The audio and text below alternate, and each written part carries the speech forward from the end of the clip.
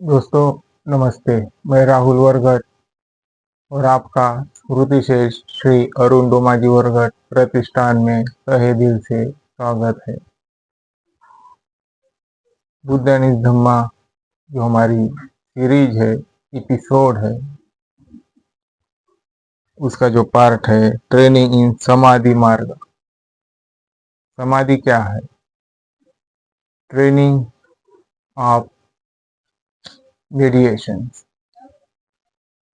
Training चाहिए मेडिएशन करने की, जिससे हम समाधि मार्ग तक पहुंच जा सके।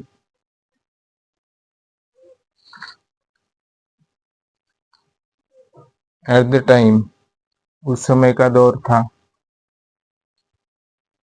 563 ईसा सन पूर्व। गौतमा वॉज एग्जामिनिंग और भगवान बुद्ध ने एग्जामिनिंग की थी, परीक्षा दी थी एट वेरियस वे, और बहुत सारी परीक्षा दी थी उन्होंने various way, finding a solution to his problem.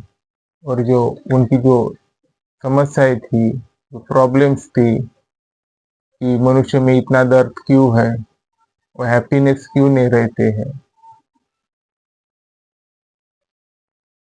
बूढ़े को दुख, जवानों को दुख, यंगर को दुख। ही थॉट, और उन्होंने कहा, मुझे उनके विचार थे, of getting himself acquainted with the Dhyana Marga. Dhyana Marga it's mean concentration of mind. मेंदू का कॉन्सेंट्रेशन जरूरी होता है। जैसे हमको किसी ने गाली दे दी, उकसाया, तो हम उसके ऊपर एग्रेशन होते हैं, तो ये कॉन्सेंट्रेशन ऑफ माइंड नहीं है। शांत रहिए, उसकी बात पूरी सुन लीजिए। ये कॉन्सेंट्रेशन ऑफ माइंड से मुझको मेरे जो सर है सुधीर श्रीधर जी चालखुरे, वो याद आ गए। उन्होंने मुझको हमेशा बताया कि कोई भी कितना भी एग्रेगेट हो जाए तो उसको ध्यान से सुनना, सुनते जाना जब तक वो शांत नहीं हो जाता।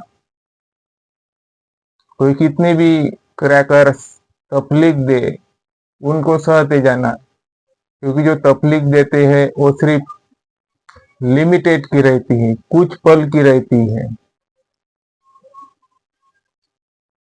मैं उनके साथ रहा, अप्स एंड डाउन्स आते रहे।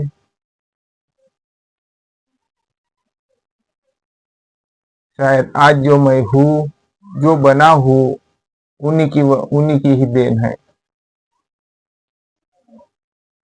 और आज मैं भी तुम्हें देख रहा हूँ, वो वाकई उनकी ही देन है।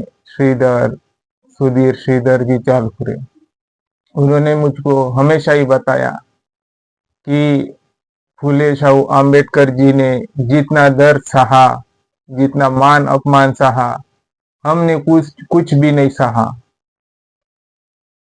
हमारा दर्द कुछ भी नहीं है।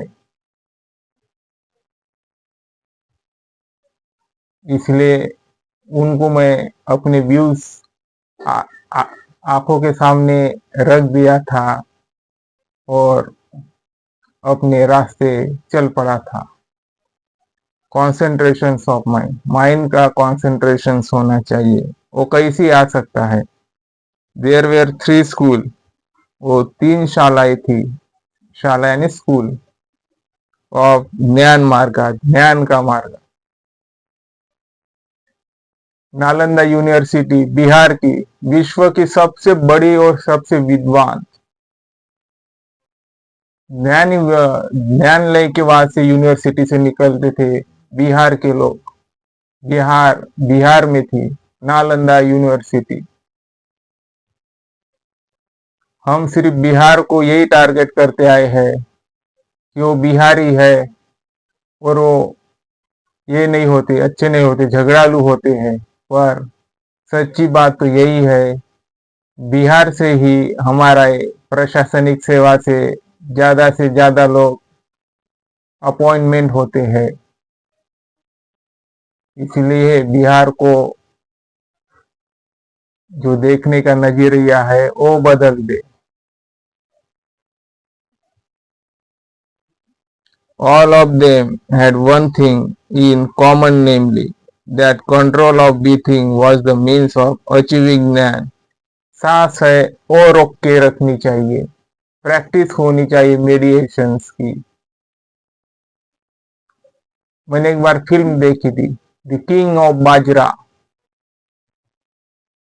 जो उसमें हीरो रहता है, जो फाइट करता है, तो वो जो दो लोग होते हैं उसके कान के नीचे ऐसी कुछ हाथ लगा कि उनको बेहोश कर देता है।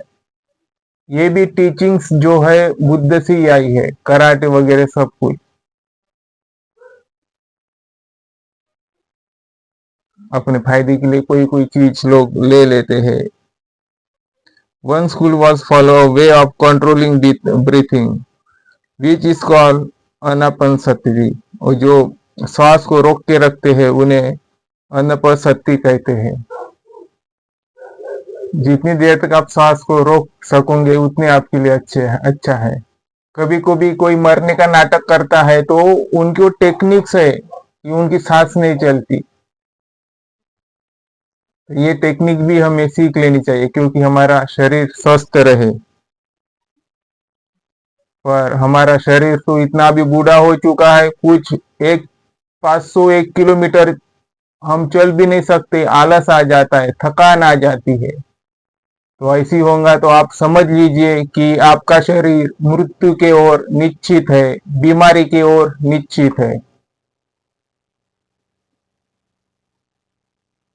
Another school follow the way of control of breathing now as प्राणायामा। जो प्राणायाम करते हैं ये भी बुद्ध सी टीचिंग से आई है। लोगों को डीपली अध्ययन नहीं है, किसी किसी को होगा। बुद्ध की भी पहले कुछ टीचिंग्स थी, प्राणायाम भी था, हम इसे नकार नहीं सकते। पर जो बुद्ध ने अचीवमेंट किया वो पूरे मानव शरीर का ये थी। तब फर्स्ट साइंटिस्ट तो बुद्ध ही थे। He divided the breathing process into 3 parts। और जो ब्रीथिंग प्रोसेस की है, हम श्वास लेते हैं, वो 3 भाग में डिवाइडेड है। नंबर 1 ब्रीथिंग इन पूरक का। जो पूरक का है होल्डिंग द ब्रीथ कुंभका। और जो श्वास है वो हम रोक के रखते हैं उसे हम कुंभका कहते हैं। एंड थर्ड है ब्रीथिंग आउट रीचेक। हम ब्रीथिंग जो ये करते हैं आउटवेज करते हैं उसे रेचक कहते हैं। The third school was now as samadhi school. जो ऐसी ये 3 स्कूल है वो समाधि स्कूल है।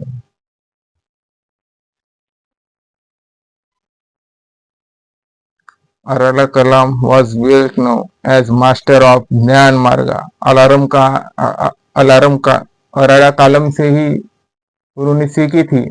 पर अराला कालम जो थे उनके गुरुजी उन्होंने कहा कि मास्टर ऑफ ज्ञान मार्गा, जो आपने जो ज्ञान मार्ग की है आपने इसमें मास्टर की है। इसलिए हमारे जो बड़े लोग हमें जो सिखाते थे अभी भी बताते हैं वो हमें सुन लीजिए, पर इतना भी नहीं कि वो ही सच होंगे, उससे भी हम आगे निकल चुके हैं। अगर हम आगे निकल चुकते हैं जो मतलब उनसे भी आगे निकल चले जाते हैं तो उनको उससे खुशी की कोई ये नहीं उम्मीद नहीं रहती कि उनके गुरु के लिए उनकी खुशी यही रहती है कि वो अपने शिष्य को उनके भी आगे निकल जाए।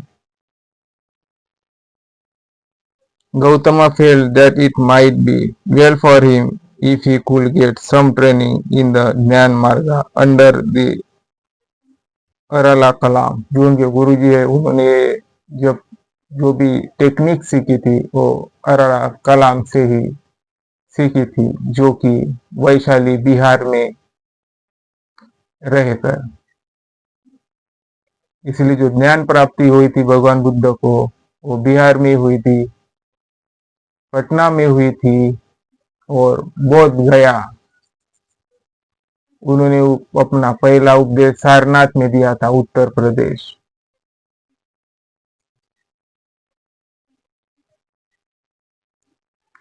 इस टॉपिक का जो पार्ट है हम यही रुकते हैं, कल फिर इस टॉपिक को हम आगे लेके जाएंगे। तब तक आप वेटिंग कीजिए और आज का दिन आपके लिए अच्छे दिशा की ओर जाए, अच्छा और अंकित करे। अगर किसी को भी टीचिंग की जरूरत गिरती है, कोई भी बच्चा अगर स्कूल नहीं जाता हो, घर की प्रॉब्लम्स रहती हो, तो प्लीज हमें जरूर बताएं, ताकि हम भी उनकी शिक्षा का खर्च उठा सके। क्योंकि जो अम्बेडकरवाद है वो यही कहते हैं कि अम्बेडकर होने से अम्बेडकरवाद ज्यादा जरूरी रहता है, संविधान होने से संविधानवाद ज्यादा जरूरी रहता है। क्योंकि अम्बेडकर भी रहते तो अम्बेडकर होना अपने आप में काफी नहीं, जब तक उसमें अम्बेडकरवाद नहीं आ जाता। इसलिए फूले शाहू अम्बेडकरवाद हम कहते हैं, संविधानवाद कहते हैं। क्यों? क्योंकि डिबेट होती है। अगर संविधान ही सिर्फ संविधान रहे तो जो चाहे मन हम अपना ले, ये ऐसी बात सरासर गलत है। उसमें डिबेट होनी चाहिए, सोच होनी चाहिए, और जो अच्छी रिसोर्सेस है वो निकलनी चाहिए। मुझे इजाजत दीजिए और हम यही रुकते हैं।